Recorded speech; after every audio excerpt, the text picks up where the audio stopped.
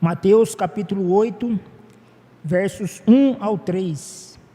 Fala da cura de um leproso, quando Jesus curou um leproso. E aqui é interessante que a gente pode ver não apenas o que esse leproso nos ensina, ou seja, não apenas tudo o que ele fez para receber a cura de Jesus, mas existe uma afinidade espiritual muito grande da nossa vida, tanto individual como coletivo, como igreja, para com esse leproso. E a gente vai ver na medida que a gente for desenvolvendo aqui a exegese do texto. Então diz assim, versículo 1: Ora, descendo ele, Jesus, do monte, grandes multidões o seguiram. E eis que um leproso, tendo se aproximado, adorou, dizendo: Senhor, se quiseres, podes purificar-me. E Jesus, estendendo a mão, tocou-lhe, dizendo: Quero, fica limpo. E imediatamente ele ficou limpo da sua lepra. Então, pessoal, uma das coisas que a gente precisa considerar para poder entender não apenas esse texto, mas a aplicação desse texto para a nossa vida, é a questão da igreja, ou seja, a atual situação da igreja. Se nós olharmos todo o que está acontecendo nos nossos dias, e se a gente comparar os acontecimentos dos nossos dias com a Bíblia, a gente vai ver que nós estamos de fato vivendo a apostasia dos últimos dias. Ou seja, logicamente que a gente não pode precisar uma data. Mateus 24:35, Jesus fala que nem o Filho sabe quando ele vai voltar, mas se a gente fazer uma análise dos dias de hoje com a Bíblia, a gente vai ver que está muito próximo. Logicamente que esse próximo ele é bastante relativo, mas nós estamos vivendo de fato a apostasia dos últimos dias. E uma das características dessa apostasia é justamente a relativização de pecado. E é justamente isso que eu quero falar com vocês sobre a questão da lepra. Porque, como eu disse, às vezes a gente lê esse texto e é uma narrativa que passa batida. E aí você fala, tá, mas o leproso foi curado? Tá, foi só mais um leproso que foi curado, ou seja, foi só mais um enfermo dos muitos que foram curados por Jesus, cujas narrativas estão ali nos evangelhos. Mas a questão é que existe, como eu disse, uma afinidade muito grande desse leproso para com as nossas vidas.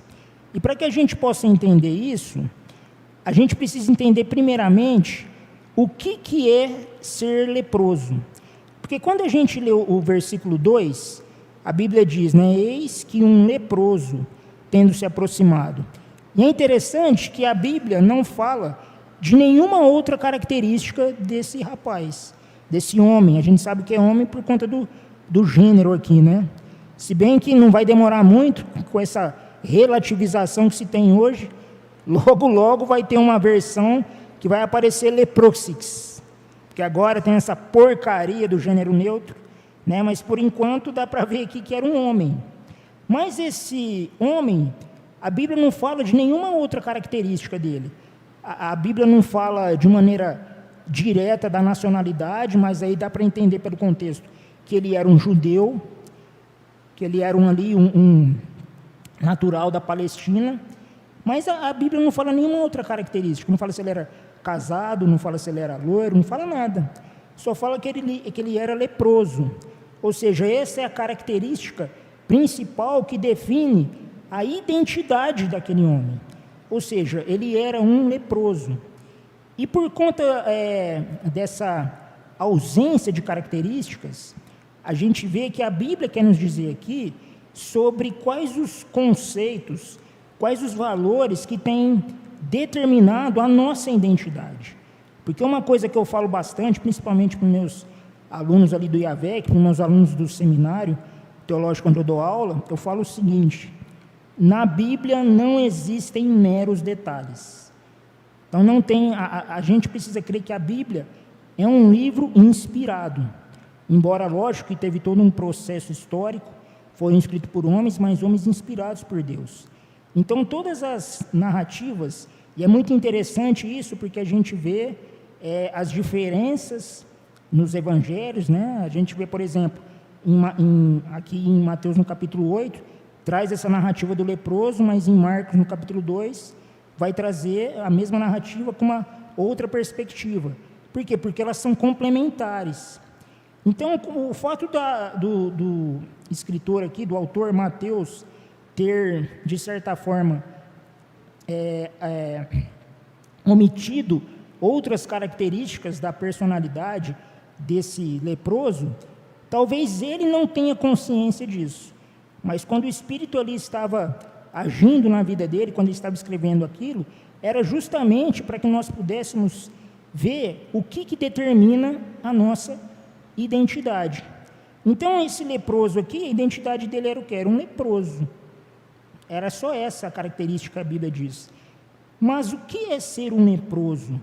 O que é a lepra na Bíblia?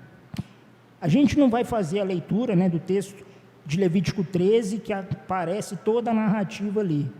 E é interessante quando a gente lê o texto ali de Levítico 13, que fala da lepra, a gente vai ver que é uma doença que acomete os órgãos, né, são feridas que acomete os órgãos de maneira geral, né? Mas a Bíblia diz que começa com uma ferida. Aí aquela ferida vai se transformando numa úlcera. E aí aquela úlcera vai crescendo em todo o corpo. Essa lepra hoje, ela é conhecida como doença do fogo. Doença do fogo. Ou seja, acomete o doente, né, o enfermo ali em todo o seu corpo. E essa doença, a lepra, ela acometia a pessoa que estava por ela acometida não apenas no seu físico. O leproso, ele tinha uma questão muito forte, que era a questão social. Por quê? Porque o indivíduo acometido pela lepra, ele era alijado da sociedade. Ele era, de certa forma, não ignorado, mas ele não podia ter o convívio social. Não podia de maneira nenhuma. Então, só para a gente ter um exemplo, imagine que um leproso, ele entrasse aqui e mediante a lei de Moisés, nenhuma pessoa poderia se aproximar dele ou tocar nele, porque ele era considerado um imundo. A Bíblia diz que já no começo, nos primeiros sintomas da lepra, era para ele ser separado do arraial, porque ele já estava sendo considerado um impuro. Ele já era considerado impuro desde as primeiras manifestações, as primeiras aparições da doença. E, logicamente, que à medida que a doença ia se desenvolvendo, esse alijamento, né, essa separação da sociedade, da comunidade de Israel, ficaria ainda pior. Então, se uma pessoa entrasse aqui, se ainda nós estivéssemos debaixo da vigência da lei de Moisés, a gente não poderia nem ao menos se aproximar dele. E se ele tocasse em alguma coisa, aquela coisa seria considerada impura. E uma pessoa pura, considerada pura, que tocasse naquela pessoa de maneira inadvertida, também seria considerado impuro. Então, só para a gente ter uma ideia também, nos dias de Jesus, todo leproso ele andava com um sininho. E, então, se ele ousasse se movimentar, né, se ele ousasse andar no meio da sociedade, no meio das pessoas, ele deveria tocar o sininho e gritar: leproso, leproso, para que as pessoas se afastassem dele. No livro de Levítico, a Bíblia diz sobre a cidade de refúgio, que era cidade tanto para aqueles que cometeram crimes, mas também existiam as cidades de refúgios para aqueles que eram acometidos pela lepra.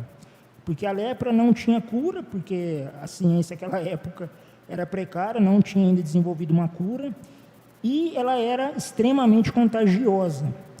Então, essa era a situação desse homem. Mas, como eu disse para vocês, essa doença não acometia apenas o físico e não acometia apenas o social. mas acometia também o espiritual. E o espiritual era a base de tudo, porque, mediante a lei, essa enfermidade, como várias outras, mas principalmente a lepra, ela era considerada uma doença consequência do pecado.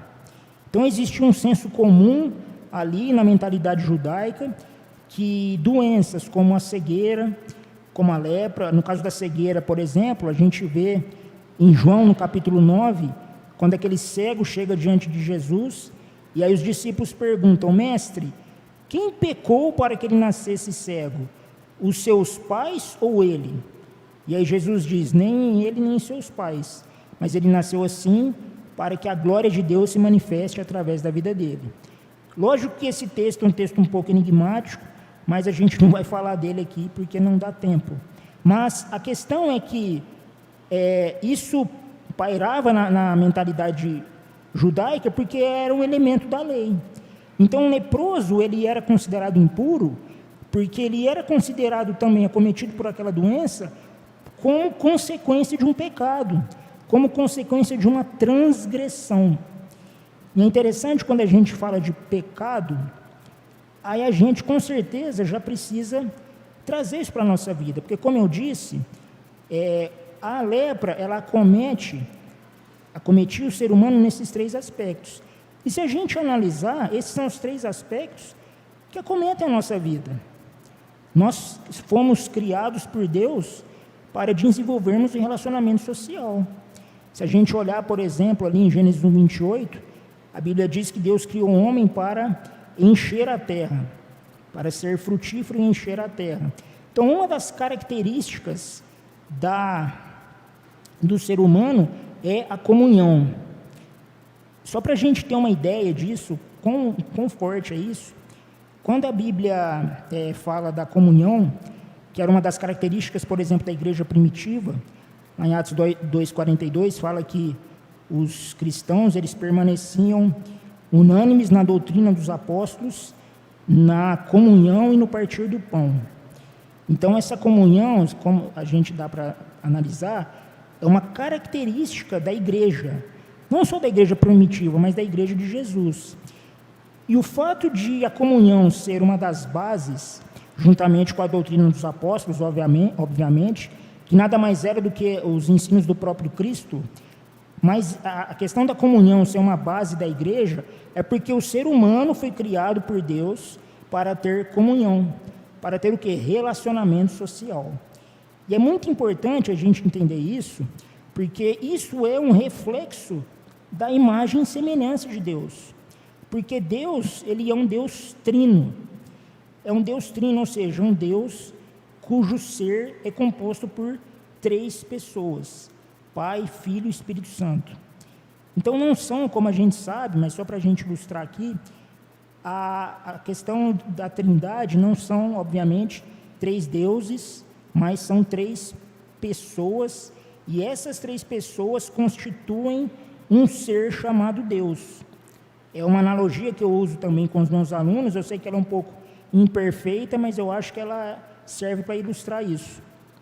Quando a gente pensa, por exemplo, na unidade chamada casal, um casal é composto por duas pessoas, de sexos diferentes, importante dizer. Então, por exemplo, eu e minha esposa formamos um casal. Então, são duas pessoas distintas, graças a Deus, duas pessoas distintas que formam uma unidade chamada casal. Com Deus é a mesma coisa.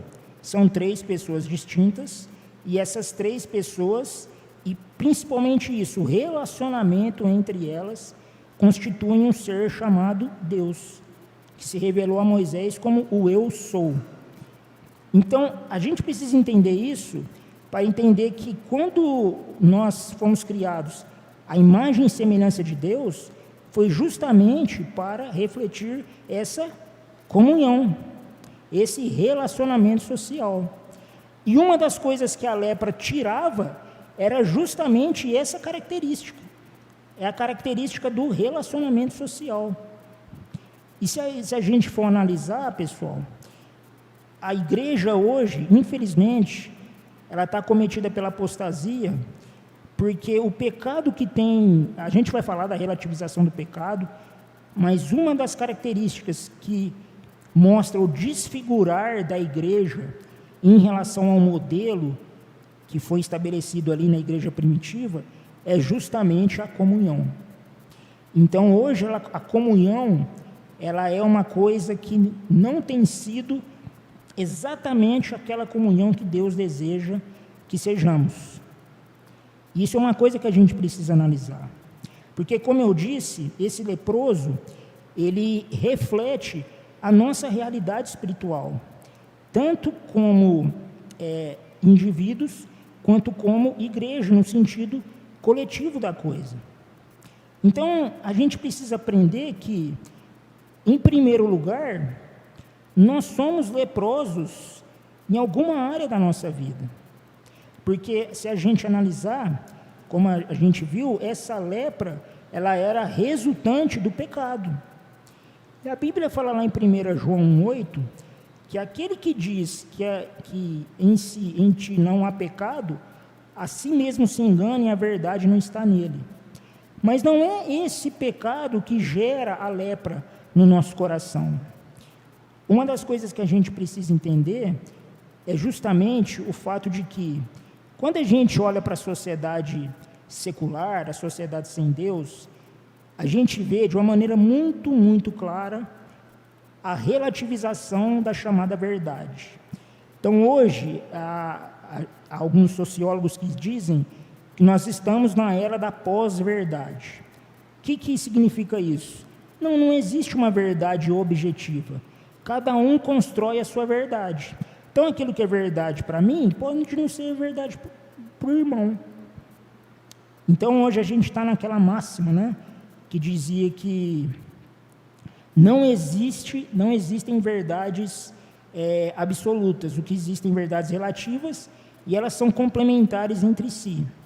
E qual que é o resultado? Por que nós vivemos isso hoje?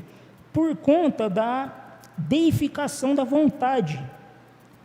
Então, hoje, o critério de verdade, o que é? A vontade. Então, hoje, a verdade é aquilo que eu quero que seja verdade. Então, é muito comum, por exemplo, você ver uma mulher com corpo de mulher e dizendo, você está me vendo como mulher, mas, na verdade, eu sou homem. E vice-versa. Que se dá, né, através de uma teoria ridícula, totalmente anticientífica, totalmente desprovida de lógica, que é a questão da identidade de gênero, por exemplo. E é interessante que as verdades biológicas, as verdades psíquicas até, são relativizadas em relação à vontade.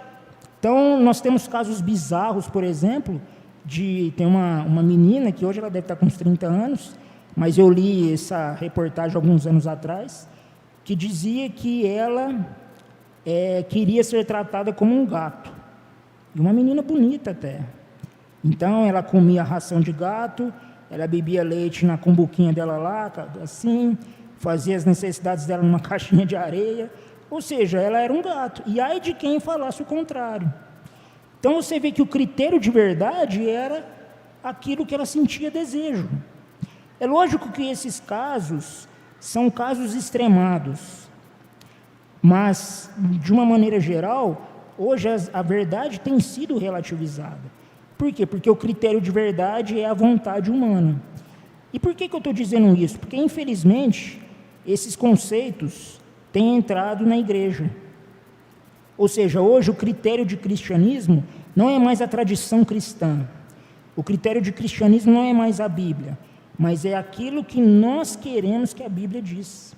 Então, hoje nós vemos várias interpretações bizarras, e as pessoas rotulam como palavra de Deus.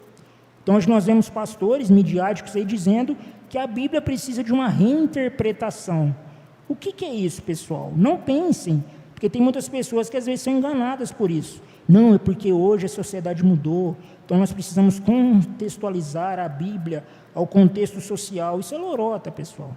Isso é só um vocabulário bonito para dizer, eu quero reinterpretar a Bíblia a fim de segui-la não de acordo com aquilo que ela faz, mas eu quero que ela diga exatamente o que eu quero, então eu vou interpretar a Bíblia e usar como base interpretativa a minha vontade.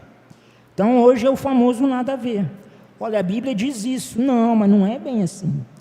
Quando a pessoa fala não é bem assim, lógico, tem questões bizarras que a gente precisa falar, não, filho, não é bem assim, você está errado.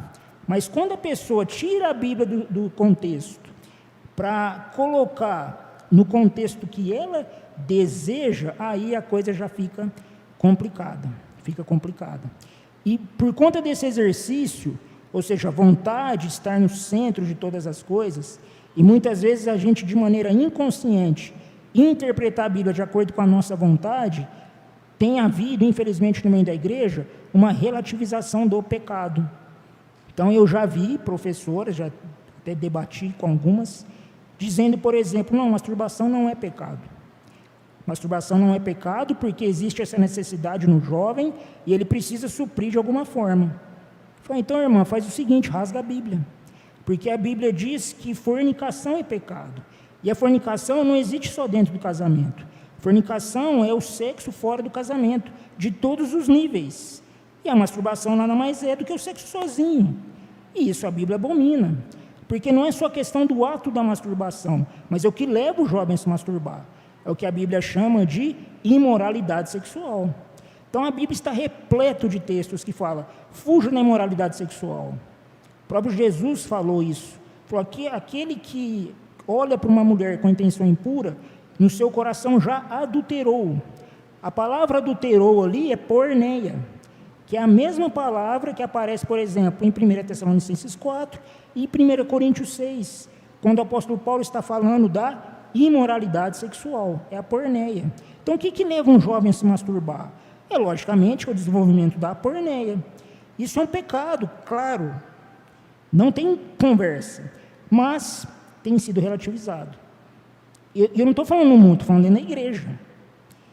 Hoje, infelizmente, eu já vi vários pastores dizendo isso, com lágrimas, dizendo que falou para aquela igreja sobre a questão da pornografia ser algo pecaminoso, e aí ele constata, após fazer a seguinte pergunta, quais aqui dos jovens aí de virgem, num universo de 20, 30 jovens, você vê no máximo 3 mãos levantadas. Então isso é uma coisa grave. Então isso é um exemplo que mostra que a igreja está leprosa. E aqui a gente poderia falar de N situações. A gente vê, por exemplo, o materialismo entrando na igreja. Então, a igreja hoje está leprosa. Mas por que a igreja está leprosa? Porque as pessoas que a compõem também estão leprosas. E só para a gente ter uma ideia do quanto nós somos acometidos pela lepra, como eu disse para vocês, a Bíblia só fala de uma única característica desse homem, que é o leproso. E aí, se a gente analisar de uma maneira rápida, mas fria, o que determina a nossa identidade? Para aí, pensa aí um pouquinho, o que determina quem você é? Porque hoje nós temos cristãos que, por exemplo, dizem que o ser humano é um conjunto de células, um conjunto de átomos. Então você vê cristão, por exemplo, defendendo o aborto, baseado nessas premissas. Por quê? Porque ele já está contaminado pela mentalidade materialista, que reduz a realidade humana apenas à matéria. E eu estou falando de cristãos, pessoal, não estou falando do mundo agora, estou falando de crente. E tem muitos os que pensam assim. Então, a gente pode ver, por exemplo, a igreja inclusivista, que relativiza o amor de Deus, que diz, por exemplo, não, nós temos que amar as pessoas, nós temos que amar os homossexuais. É verdade, devemos amá-los, devemos, assim, o que a gente puder ajudar e fazer em favor deles, isso nós devemos mesmo. Isso é ser cristão, mas o homossexualismo é um pecado. Assim como qualquer outro. É lógico que tem aqueles também que só colocam o homossexualismo, mas ignora outros. Mas o homossexualismo é um pecado. E amar o homossexual não significa você passar o pano, você dizer que isso não é pecado. olha, eu amo os homossexuais, mas você está em pecado. Como, por exemplo, Jesus falou com aquela mulher samaritana, lá em João 4. Olha, eu estou aqui, se você beber da água que eu te der, você nunca mais vai ter sede. Porém, você já tem tivesse 5 maridos, e o que você tem agora não é seu. Então, o amor não anula a revelação do pecado que está sobre aquela pessoa. O amor de Deus sobre a nossa vida se manifesta justamente no sentido de nos trazer a consciência dos nossos pecados, a fim de que haja arrependimento. Então, a gente precisa analisar o que determina a nossa identidade, se é a palavra de Deus ou se é o discurso do mundo. E, infelizmente, muitas pessoas estão firmando a sua identidade no discurso do mundo, e isso também é um reflexo de que nós estamos leprosos. Nós estamos leprosos. Agora, já que a gente viu que nós estamos leprosos, eu poderia falar de várias outras situações que expressam de uma maneira muito clara essa verdade. Então, já que a gente viu que nós estamos leprosos em alguma área da nossa vida, tanto como indivíduos como igreja, agora a gente precisa aprender com esse leproso qual o processo que ele exerceu para com Jesus, a fim de que, assim como ele recebeu, nós também recebamos a cura, a fim de que sejamos restaurados. Porque, como eu disse no começo, pessoal, a vinda de Jesus está próxima, mas Jesus vai buscar uma igreja pura, santa, sem mácula e sem ruga, ou seja, sem a lepra, conforme o apóstolo Paulo diz ali em Efésios 5:27. Então, vamos aprender qual o processo que esse leproso exerceu, a fim de aprendermos com ele. Então, a primeira coisa que a gente vê aqui no versículo 2, eis que um leproso, tendo-se aproximado. Aqui, pessoal, a gente fala da nossa comunhão com Deus. E é interessante que no versículo 1, a gente vê, né, que Jesus ele desce do monte e grandes multidões o seguiam. É interessante a gente pegar esse termo multidões, porque na Bíblia, em todos os evangelhos, tanto os sinóticos como o evangelho de João, em todos, há uma distinção muito clara entre multidão e discípulos. Uma distinção muito clara. E uma característica que fundamenta essa diferença é que a multidão ia atrás dos milagres. Ou seja, a multidão ia atrás do que Jesus poderia fazer. Agora, os discípulos não, os discípulos iam atrás do Mestre. Os discípulos iam atrás de Jesus, não apenas por aquilo que ele poderia fazer, mas por aquilo que ele era. Tanto que a gente vê lá em João 6:68, depois de Jesus dar um discurso duro, bastante duro, e aí alguns discípulos lá dizem: nossa, mestre, hoje você está pegando pesado, uma versão ultra atualizada. Jesus, hoje você está com a macaca. Mas aí Jesus diz: vocês estão achando que eu estou pegando pesado? Então vai embora com eles também. Porque a Bíblia diz que naquele instante a multidão vazou. A multidão foi embora. E aí Jesus, naquela veia profética, disse: é o seguinte, o evangelho é esse. O evangelho é isso aqui, eu não vou mudar uma vírgula. Se vocês estão achando muito duro, se vocês quiserem ir, pode ir também. E aí Pedro diz: Senhor, para onde iremos? Só tu tens palavras de vida eterna. Então aqui a gente já vê essa questão entre multidão e discípulos. E esse leproso, ele estava no meio da multidão aqui, porque a Bíblia diz, né, ora, descendo Jesus do monte, grandes multidões o seguiram, e eis que um leproso. Então, pela narrativa dá para ver que, embora o leproso não poderia estar ali no meio, mas ele estava no meio. Ou seja, ele não ligou para a sua vergonha, ele enfrentou todos os desafios que a própria lei impunha. Isso é importante. A própria lei de Moisés impunha para se aproximar de Jesus. Agora, pessoal, vamos trazer para o nosso contexto. Nós estamos no meio de uma pandemia, não quero entrar aqui na questão se é verdadeira ou falsa, enfim, não quero politizar a coisa, mas nós estamos diante de uma pandemia com algumas leis impostas. A questão é, a gente vai deixar essas leis nos impedir de se aproximar para ter um relacionamento com Cristo? Esse leproso, ele não ligou para a lei, não é que ele desobedeceu, mas ele viu, conforme a gente vai ver no texto, que estava ali alguém que era maior do que Moisés, que estava ali alguém maior do que o próprio legislador, não só maior do que a lei de Moisés, mas maior do que o próprio Moisés. E a Bíblia diz, e se aproximou de Jesus. O leproso, ele sabia que ele não poderia se aproximar de Jesus, porque ele era um leproso, ele era um impuro, mas ele não ligou para isso. E aqui, pessoal, a gente precisa fazer um apelo. A gente não, logicamente, que a gente deve, guardar, ter o bom senso, óbvio, mas a gente não pode deixar essas leis que estão sendo impostas sobre nós, nos impedir de se aproximar de Deus, de se aproximar de Jesus. Graças a Deus, o presidente Bolsonaro estabeleceu um decreto que trata a igreja como algo essencial, e de fato é, óbvio. Mas a gente não sabe o dia de amanhã. Pode ser, e isso não é uma hipótese que deve ser desconsiderada, não. Pode ser que as igrejas, no dia de amanhã, possam ser fechadas. E a gente seja impedido de fazer uma reunião como essa. E aí? A gente vai ficar só no culto online? Eu tenho conversado bastante com o Levi sobre isso, Esse culto online, lógico, tem um seu lado bom, é uma bênção. Muitas pessoas, às vezes, não podem ir por N motivos. Mas a questão é que esse culto online deixou também a igreja um pouco preguiçosa.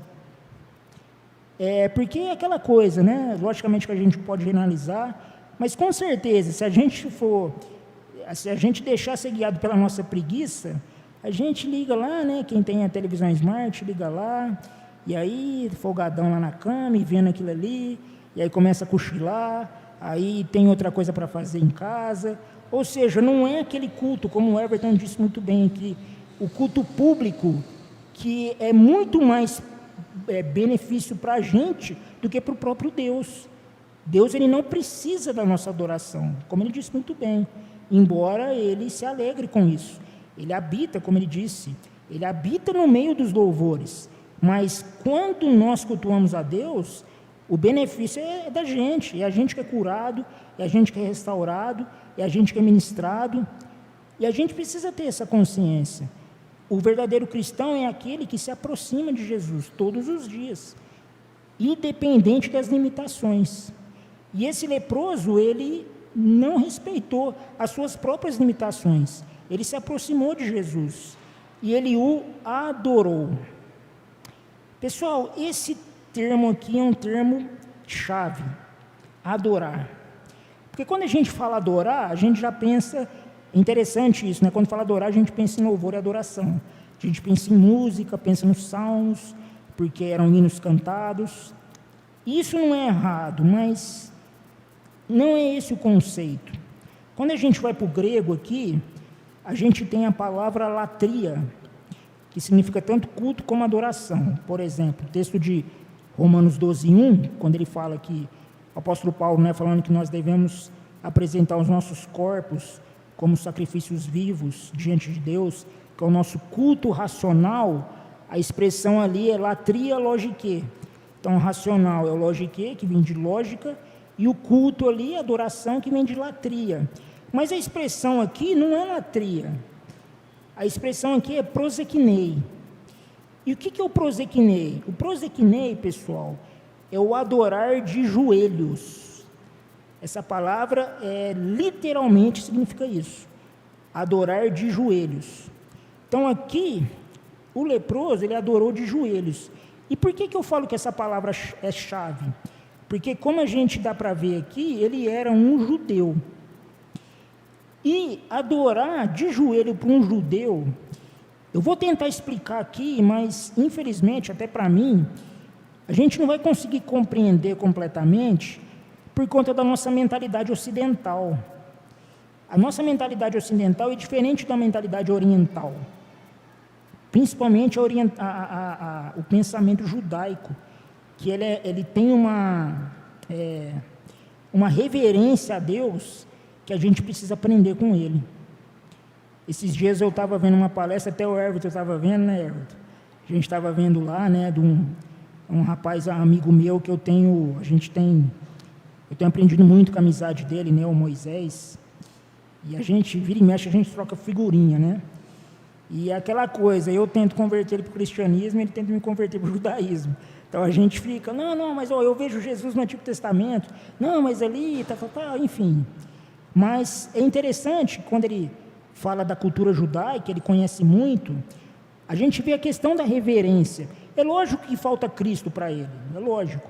Mas uma coisa que a gente precisa aprender é justamente a reverência que os judeus, os orientais, têm em relação à palavra. Então, aqui a questão da adorar de joelhos, para um judeu é uma coisa muito forte. Só para você ter uma ideia, somente o judeu, ele só adorava de joelhos na sinagoga, na hora das orações, tanto orações das 18 bênçãos como Shema Israel, que é a principal oração, e eles só se prostram diante do Eterno, do Adonai ou do Hashem, né, que é o nome, ou seja, o Deus criador de todas as coisas.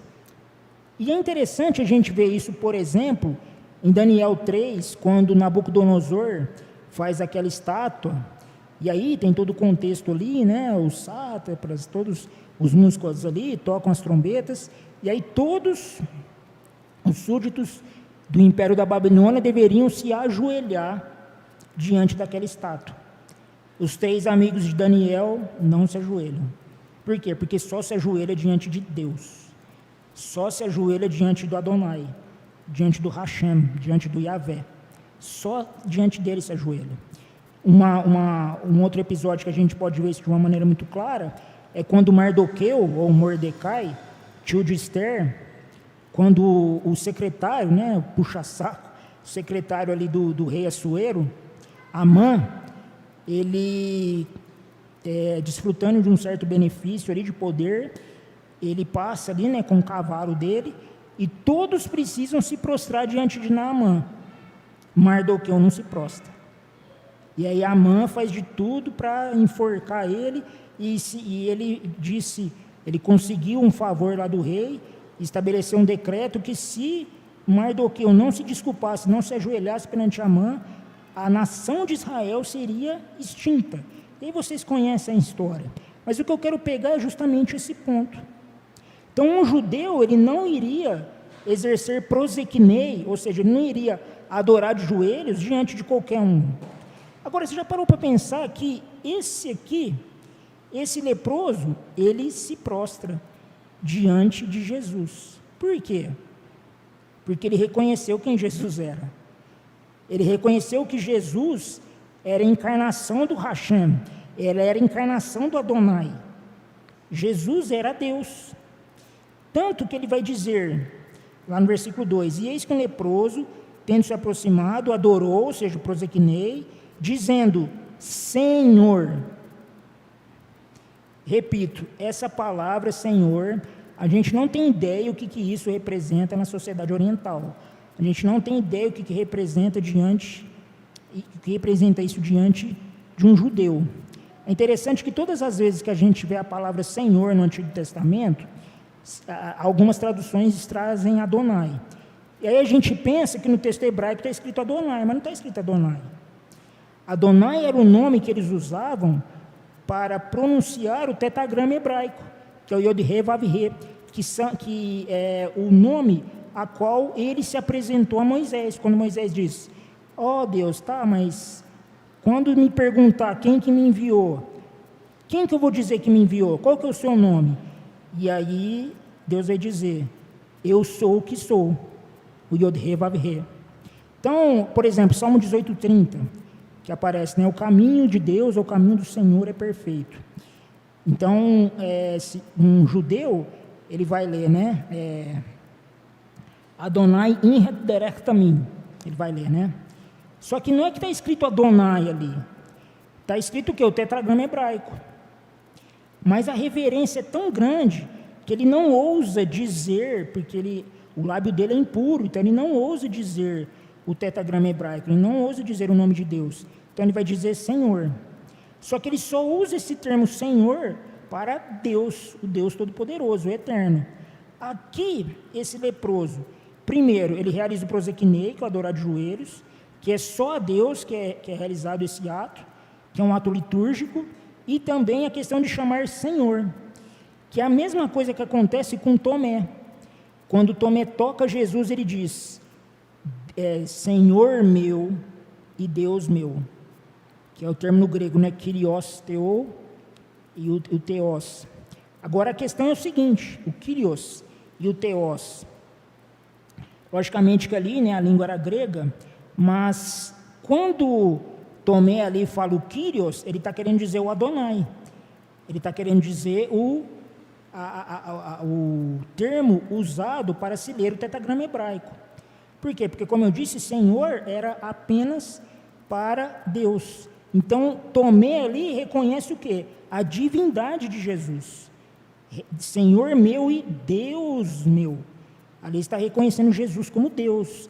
E é a mesma coisa que acontece aqui. Quando o judeu fala Senhor, é porque ele está reconhecendo a divindade de Jesus.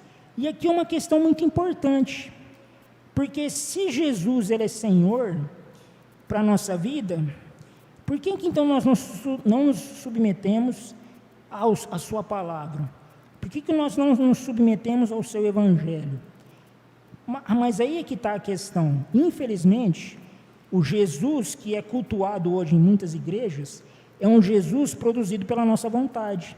Então hoje você tem um Jesus psicólogo, você tem um Jesus coaching, você tem um Jesus empresário, você tem um Jesus psicólogo, mas você não tem o Jesus das Escrituras. Então, o próprio senhorio de Jesus está sendo reduzido, porque a interpretação que a gente tem de Jesus não é uma interpretação escriturística, mas é uma interpretação que a gente faz da nossa vontade. João 5,39 diz, né, examinai as Escrituras, o próprio Jesus dizendo, examinai as Escrituras porque elas de mim testificam. Mas acontece que muitas pessoas, infelizmente, interpretam a Bíblia de acordo com a sua vontade e, logicamente, vai enxergar um Jesus de acordo com aquilo que ele quer. Tem um livro muito bom, que eu gosto bastante dele, eu já li ele há alguns anos, mas quando o livro é bom, ele marca a gente, né? Um livro do John Stott chama Ouça o Espírito, Ouça o Mundo. E logo nas primeiras páginas, ele fala uma coisa muito interessante. Ele diz assim que Jesus, quando ele foi ser crucificado, os romanos colocaram coroa de espinhos e uma capa escarlata. Ou seja, o Império Romano quis configurar Jesus à cultura romana. Infelizmente, nós, o John Stott diz no livro, nós estamos querendo fazer a mesma coisa. Nós estamos querendo colocar Jesus e a sua palavra no nosso modelo de pensamento, que esse modelo de pensamento é oriundo da nossa vontade. Então a gente concebe um Jesus que não é de acordo com a Bíblia, mas é de acordo com a nossa vontade. É um Jesus que passa o pano para a nossa vontade, e não só passa o pano, mas ele chancela a nossa vontade. Por quê? Porque eu interpreto a Bíblia como eu quero, e aí eu concebo um Jesus como eu quero, e aí eu sou imitador de Jesus. Aí é fácil ser imitador de Jesus. Mas a questão é que esse leproso, ele recebeu a cura, porque ele reconheceu o senhorio de Jesus. Então não é a sua vontade, não é o Jesus que você quer, não é a Bíblia que você interpreta do jeito que você quer. Eu estou falando você aqui, pessoal, logicamente que não é para vocês, mas é para a igreja de uma maneira geral, é para mim também, porque todos nós corremos esse risco. Jeremias 17,9 fala que o coração do homem é enganoso, então nós todos estamos sujeitos a isso, a sermos moldados pela nossa vontade. Então é por isso que a gente precisa reconhecer, em primeiro lugar, que o nosso coração é enganoso, a fim de nos submetermos ao senhorio de Jesus. E reconhecer, Jesus, ele é Senhor, mas não é o Senhor, como a gente fala para os nossos pais, para os nossos avós, mas é o Senhor do universo, é o Senhor justamente no contexto em que esse leproso usou aqui, ou seja, Jesus é o Eterno, Jesus é Adonai, ele é o Hashem, ele é o Deus Criador de todas as coisas, encarnado. E aí que está a questão. Quando o leproso reconhece esse senhorio, olha a oração dele. Essa oração é emblemática, pessoal. Senhor, se quiseres, podes purificar-me. Se quiseres. Quantos aqui não já ouviu o evangelho triunfalista que diz: eu declaro em nome de Jesus, eu exijo a minha cura? Gente, isso não tem base bíblica nenhuma, zero. Hoje existe um ufanismo evangélico que alguns teólogos acertadamente chamam de feitiçaria evangélica. Então imagina a seguinte situação, imagina a gente, ó Senhor Jesus, eu dou o dízimo, eu vou no culto, eu toco lá, eu ajudo o irmão do som, eu ajudo o irmão da faxina, eu faço tudo, mas eu estou com uma doença aqui, então Senhor, é justo que o Senhor me cure. Esse leproso, ele poderia reivindicar tudo isso. Senhor, é o seguinte, eu não me ative aos meus limites, mesmo sem poder, eu me aproximei do Senhor, eu te adorei de joelhos, eu reconheci que Tu és o Senhor, agora faz aí agora é a minha parte, agora é meu pagamento. Não, já fiz tudo isso, Senhor, e aí?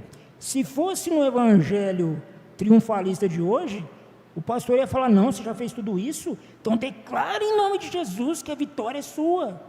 Mas olha o que ele diz: se quiseres.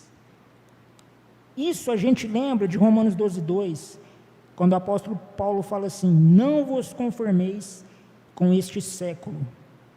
A palavra ali é aion, que é a era.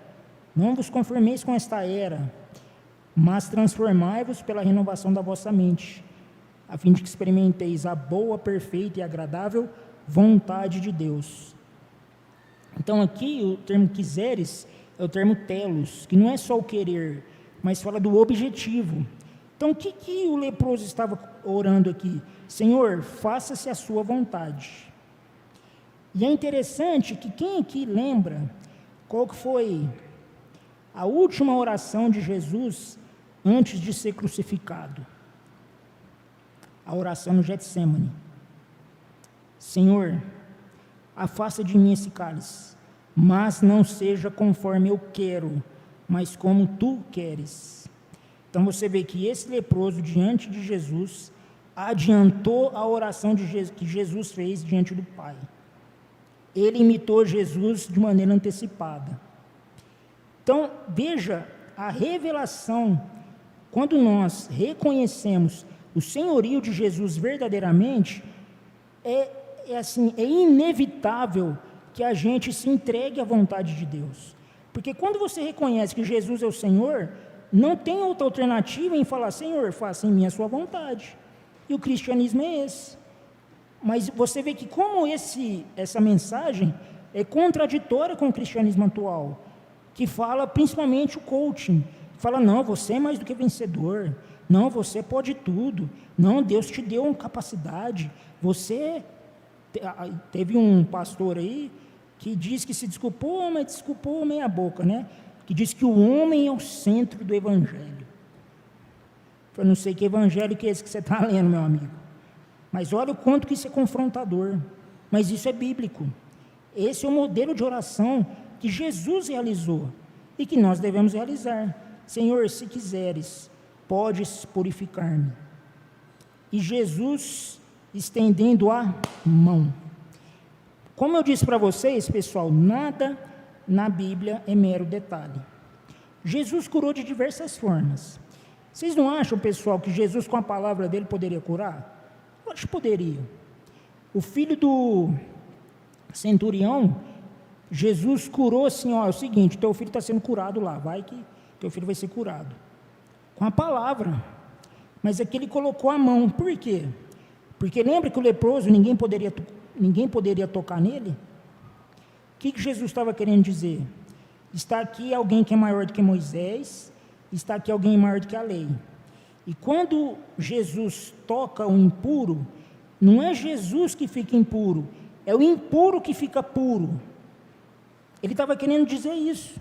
Então, por mais impuro que sejamos, quando nós tomamos a iniciativa de, em detrimento das nossas limitações, nos aproximarmos de Jesus, o adorarmos de joelhos, reconhecer o seu senhorio e se submeter à soberana vontade dele, Jesus vai estender a sua mão. Por quê? Porque mão fala de ação. A Bíblia diz em Salmos, por exemplo, sobre a destra de Deus. A Bíblia fala, por exemplo, das mãos furadas. A mão fala de ação, então o agir de Deus. A questão da mão. A mão é algo muito importante. Tocou-lhe dizendo, quero, fica limpo. E imediatamente ele ficou limpo da sua lepra. Então, pessoal, só para resumir aqui, para a gente concluir, então a gente precisa primeiramente reconhecer que somos leprosos. Reconhecermos quais áreas das nossas vidas que nós ainda temos a lepra. E aí, nos submetermos a todo esse processo. Se aproximar de Jesus, adorá-lo de joelhos, que quando esse adorar de joelhos, pessoal, não é o ato de genuflexão somente, mas a questão da integralidade. Porque quando o judeu ele adorava de joelhos, quer dizer que ele estava trazendo à tona a oração do Shema, que fala, amar o Senhor seu Deus de todo o coração, com toda a alma e com todas as suas forças, ou seja, de maneira integral. Então, o adorar de joelhos estava falando da plena entrega daquele que estava cultuando e a questão do reconhecimento do seu senhorio, que foi justamente o que o leproso fez. À medida que a gente se submeter a todo esse processo, com certeza a mão de Deus virá nos tocar e virá nos restaurar, dia após dia, até que sejamos de fato a igreja pura, santa, sem mácula e sem ruga, que Jesus vai vir buscar. Amém? Então, pé, a gente vai fazer uma oração para eu encerrar.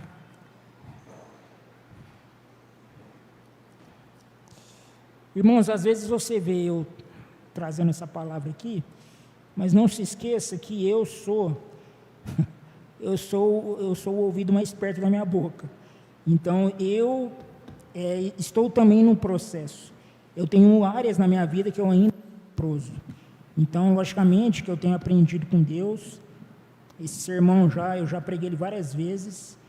E todos os dias eu olho e falo, nossa, eu realmente ainda tenho áreas que tem lepra na minha vida ainda. Eu preciso me aproximar mais de Jesus do que eu tenho me aproximado. Eu preciso adorar a Deus de uma maneira mais intensa e com todo o meu coração, com toda a minha alma, ou seja, de joelhos, realizar o prosecnei de verdade. Eu preciso reconhecer o senhorio de Jesus sobre a minha vida, porque em algumas áreas ainda a minha vontade tem falado alto, a fim de que a mão do Senhor venha sobre mim. Então, pessoal, eu sou o primeiro aqui a se submeter a essa palavra. Então, eu queria compartilhar isso com vocês, porque eu acho que é algo que Deus quer compartilhar conosco. Amém? Amém. Vamos fazer uma oração. Senhor Jesus, Senhor, nós te agradecemos, Deus, por esse período de louvor. Te agradecemos, Deus, por esse culto, Senhor.